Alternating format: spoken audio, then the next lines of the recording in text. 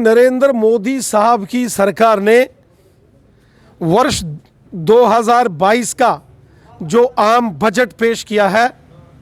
वो देश की जनता के हित में, समाज के हर वर्ग के हित में, हर सेक्शन के हित में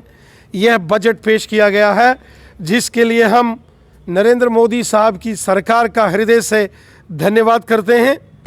इस बजट में विशेषकर जो हेल्थ इंफ्रास्ट्रक्चर है और जो शिक्षा का क्षेत्र है उसमें बड़े पैमाने पर फंड्स का एलोकेशन किया गया है। वहीं इंफ्रास्ट्रक्चर डेवलपमेंट, निर्माण कार्यों में, चाहे वो भवन निर्माण कार्य हो, सड़क निर्माण कार्य हो, बड़े बड़े प्रोजेक्ट्स हो, उन पर जो है वो बजट में अच्छा खासा प्रोविज़न रखा गया है, जिससे यहाँ डेवलपमेंट होगी, वहीं विकास दर में तेज़ी आएगी और नौजवानों को नौकरियाँ मिलेंगी, नौकरियों में काफ़ी वृद्धि होगी। इस बजट के प्रोविजंस जिस प्रकार रखे गए हैं उसका लाभ नौजवानों को होगा। 1 लाख करोड़ से अधिक की राशि इस बजट में जो रखी गई है स्टेट्स की इकानमी को बूस्ट अप करने के लिए। वहीं विद्यार्थियों को जो कक्षा 1 से लेकर 12वीं तक के, उनके लिए ऑनलाइन क्लासेस जो इस समय बच्चे मोबाइल्स पर पढ़ते हैं, उनके लिए भी सरकार ने एक नई पहल की है और 100 के करीब टेलीविज़न चैनल्स चलाने का प्रोविज़न रखा गया है, जो अलग अलग स्टेट्स की लोकल भाषाओं में होंगे। जो बच्चे ऑनलाइन क्लासेस पढ़ते हैं उनको टेलीविज़न के माध्यम से पढ़ाने की व्यवस्था की गई है। इस बजट में डिफेंस, रक्षा के क्षेत्र में भी वृद्धि की गई है और विशेषकर मेक इन इंडिया के तहत भारत देश में ही हमारी देश की रक्षा प्रणाली को मजबूत करने के जितने भी अत्याधुनिक हथियार, मॉडर्न वेपनरीज चाहिए होगी, वो उसकी व्यवस्था की गई है। देश के अंदर डिफेंस इंडस्ट्रीज़ को डेवलप किया जाएगा। स्वदेशी वस्तुओं के प्रयोग के ऊपर ध्यान दिया गया है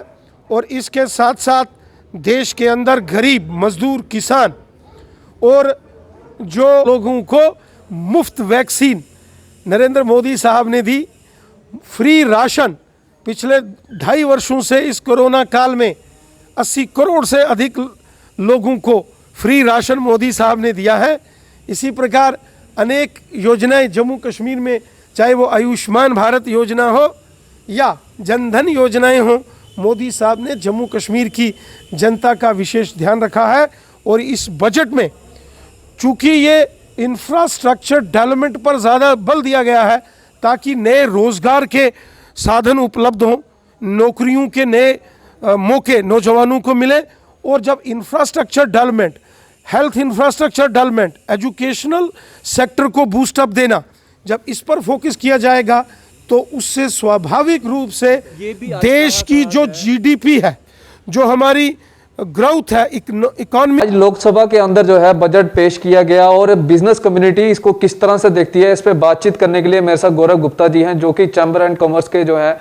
स्टेट जनरल सेक्रेटरी हैं। इनसे मजीद बातचीत करेंगे। गौरव जी, आप किस तरह से देखते हैं जो बजट पेश किया गया? देखिए, जहाँ पर बजट की बात हम करें, ओवरऑल अगर आप देखिए कि देश के हित से अगर हमने देखना, ओवरऑल अगर बजट की अगर हम 2 एस्पेक्ट्स हैं, एक है कि ओवरऑल कैसा रहा बजट और एक रहा कि एक अगर हम जम्मू कश्मीर की अपनी यहाँ की बिज़नेस कम्युनिटी की बात करें, दोनों ही चीज़ों में फ़र्क दिखा। और जहाँ पर मैं देख रहा हूँ कि डिफेंस सेक्टर को भी काफ़ी बड़े स्तर पर बढ़ाया गया, उसका बजट भी बढ़ाया गया। और उसके अलावा अगर मैं बात करूँ कि आप देखिए कि 80 लाख घरों को रूरल और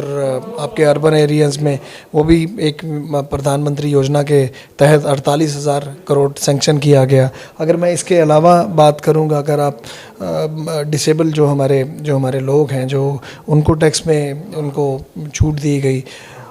बहुत सी चीज़ें ऐसी हैं जिसको आज हम बोलते हैं कि अगर आप ओवरऑल डेवलपमेंट देखनी हो तो उसमें हम देखते हैं कि काफ़ी चीज़ें सामने भी आई। पर इसके साथ ही आज मेंशन करना इम्पोर्टेंट है कि एक बिजनेस कम्युनिटी जिसको हम रिप्रेजेंट करते हैं, आज कहीं ना कहीं हम देखते हैं कि उनके लिए, हम सबके लिए आज निराशा है, क्योंकि काफ़ी अपेक्षाएं और काफ़ी उम्मीद थी कि इस बजट से कि काफ़ी एक बड़े स्तर पर मैसिव अनाउंसमेंट होगी, पर ऐसा ज़मीनी स्तर पर ऐसी अनाउंसमेंट हमें नहीं दिखी। और जहाँ पर रही कि ठीक है, मैं मानता हूँ कि इनकम टैक्स की भी जो दर की बात की गई कि अगर आपने इनकम टैक्स को रिटर्न गलत भर दी या कुछ ऐसा कर दिया है, उसमें 2 साल का आपको टाइम दिया गया कि आप उसमें अब दोबारा अपनी रिटर्न भर सकते हैं, तो उसको करेक्शन कर सकते हैं। तो ओवरऑल अगर हमें जो एक्सपेक्टेशंस ये थी कि पिछले 2.5-3 साल से आप देख ही रहे हैं कि कोरोना की पूरी महामारी में जिस तरीके हमारा जम्मू कश्मीर का व्यापारी यहाँ से निकल रहा था, और हमें उम्मीदें यही थी कि एक मैसिव एक अनाउंसमेंट होगी और किसी ना किसी तरीके का रिलीफ और एक बड़े स्तर पर कुछ ऐसा एक बेनिफिट दिए जाएंगे जिसको जम्मू कश्मीर का आवाम, जम्मू कश्मीर का एक बिज़नेस कम्युनिटी उसको देखेगी, पर ज़मीनी स्तर पर ऐसा नहीं दिखा कुछ। और जी दूसरी ओर जो बिज़नेस कम्युनिटी लोग हैं या जो बिज़नेस करते हैं वो जीएसटी रिटर्न्स भी भरते हैं, और ये वही जीएसटी रिटर्न है जिससे पूरा एक बजट बनाया जाता है। तो जिसके ऊपर बजट बनाया गया उसी कम्युनिटी को जो है वो नज़रअंदाज किया। आज शुरू में ही अनाउंसमेंट की गई कि 1,40,000, आपने तो सुना होगा आपने कितने बड़े स्तर पे जीएसटी की कलेक्शन हुई। तो आज स्वाभाविक ये होया था, जो कलेक्शन करने में जिन्होंने सहयोग दिया बिजनेस कम्युनिटी ने, आज वो देख रही थी कि हमारे लिए क्या अनाउंस हुआ। आपने तो आज किया कि बहुत बड़े स्तर पर आज आपकी कलेक्शन हुई, पर हम जो देख रहे हैं कि भाई एट लास्ट हम लोग भी चाह रहे थे कि हमारे लिए भी कुछ ऐसा कोई मैसिव अनाउंसमेंट होती। आज आपने कॉर्पोरेट सेक्टर का 18% से 15% आपने उनकी टैक्स स्लैब उसको भी देख लिया, सब हर एक चीज़ देखी, पर जब एक बिज़नेस